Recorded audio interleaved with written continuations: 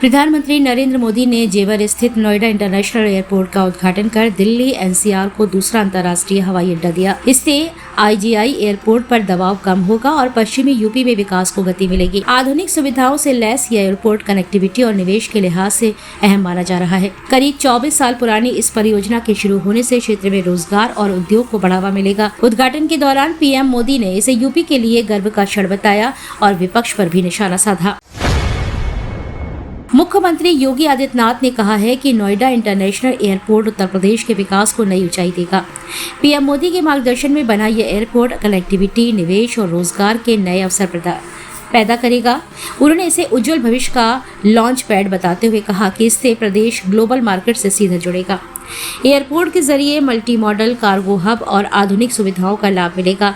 CM ने किसानों के सहयोग और समयबद्ध पुनर्वास की सराहना करते हुए कहा कि यह परियोजना यूपी की अर्थव्यवस्था को मजबूत करने में अहम भूमिका निभाएगी। उत्तर प्रदेश के किसानों के लिए बड़ी खुशखबरी है। मुख्यमंत्री रेशम विकास योजना के तहत सरकार ने 2034 और 35 तक 360 टन अतिरिक्त रेशम उत्पादन का लक्ष्य तय किया है।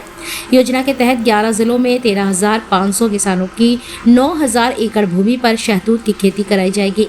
किसानों को रोपड़, कीट पालक और उपकरणों पर 75% तक सब्सिडी दी जा रही है। साथ ही आधुनिक तकनीक और प्रशिक्षण भी उपलब्ध कराया जा रहा है।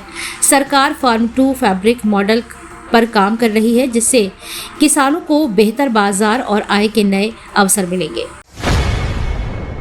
उत्तर प्रदेश सरकार ने सरकारी कर्मचारियों को एआई दक्ष बनाने के लिए बड़ा कदम उठाया है। मिशन कर्मयोगी के तहत अप्रैल से हर जिले में प्रशिक्षण अभियान शुरू होगा। मुख्य सचिव एसपी गोयल ने निर्देश दिए हैं कि सभी कर्मचारी आईजीओटी पोर्टल पर न्यूनतम 4 घंटे का ऑनलाइन प्रशिक्षण पूरा करें, जिसमें 1 घंटा एआई कोर्स अनिवार्य होगा। 2 से 8 अप्रैल तक साधना सप्ताह भी आयोजित किया जाएगा। प्रदेश के करीब 20 लाख कर्मचारी पहले ही पोर्टल पर पंजीकृत हैं। इस पहल से कर्मचारियों की डिजिटल क्षमता बढ़ेगी और सरकारी सेवाएं और बेहतर होंगी। उत्तर प्रदेश में मतदाता सूची के विशेष पुनरीक्षण के बाद बड़ी अपडेट सामने आई है। एसआईआर प्रक्रिया में 3.26 करोड़ मतदाताओं की सुनवाई पूरी हो चुकी है। अक्टूबर 2025 में फ्रीज सूची में 12.55 करोड़ नाम थे, जबकि अब सूची अंतिम में 13.25 करोड़ से अधिक मतदाता शामिल होने की संभावना है। नाम जोड़ने के लिए 86.69 लाख आवेदन मिले हैं, जबकि हटाने के लिए 3.18 लाख फॉर्म भरे गए हैं। करीब 97% नाम बरकरार रहने की उम्मीद है।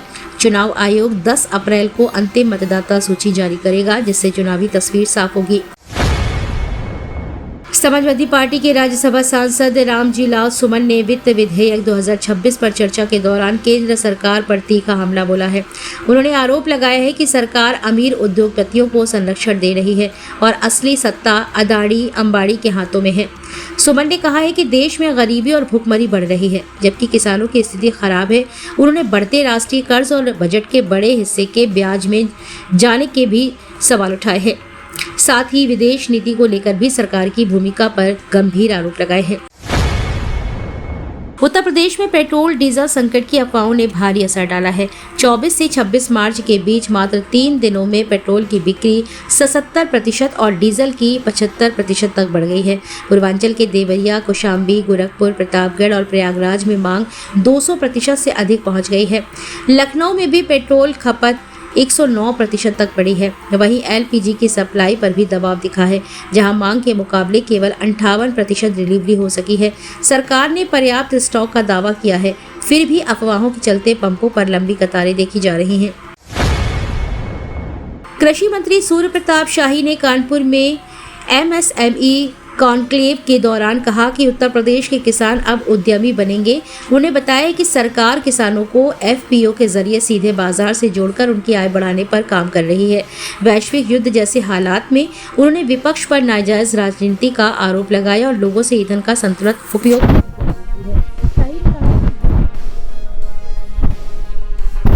और अब मछली उत्पादन में भी अग्रसर है। वहीं सरकार हर साल 1 लाख युवाओं को रोजगार से जोड़ने का लक्ष्य रख रही है।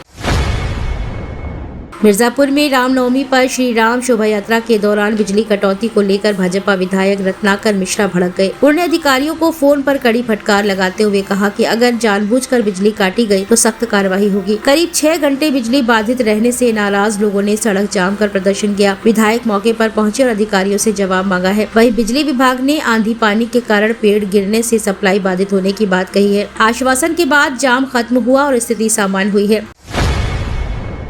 पेट्रोल डीजल की कीमतों में कटौती पर यूपी के पशुधन मंत्री धर्मपाल सिंह ने इसे आम जनता के लिए बड़ी राहत बताया है। उन्होंने प्रधानमंत्री नरेंद्र मोदी का आभार जताते हुए कहा कि जीएसटी में कमी से ईंधन सस्ता होगा और महंगाई पर सीधा असर पड़ेगा।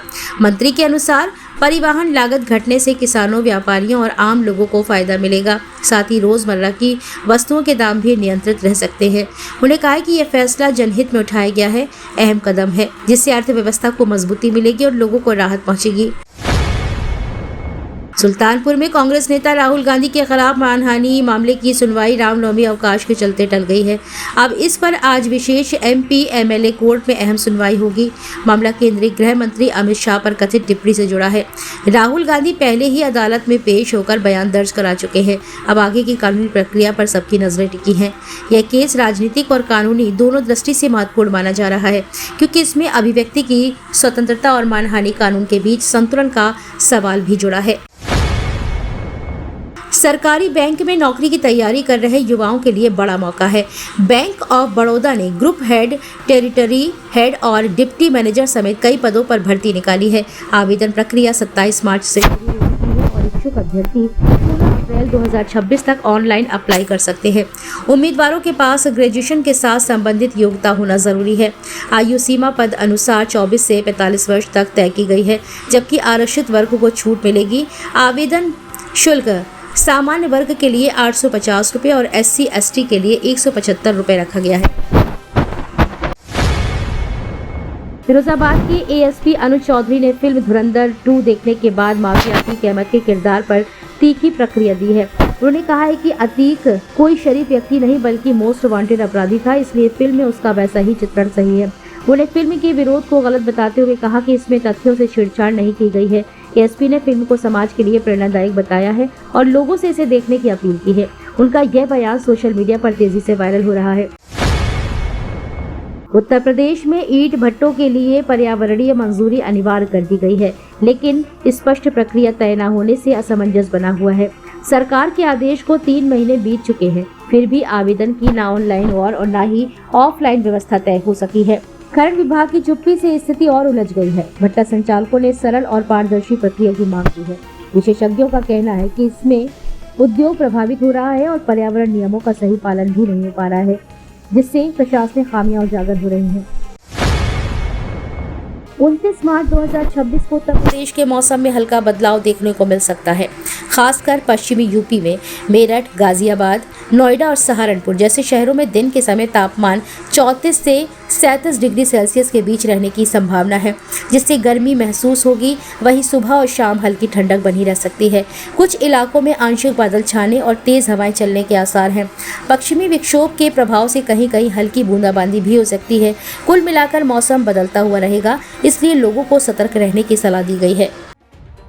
तो ये थी आज की 15 फटाफट खबरें। अगर आपको वीडियो पसंद आया तो वीडियो को लाइक, शेयर व कमेंट जरूर करें। धन्यवाद।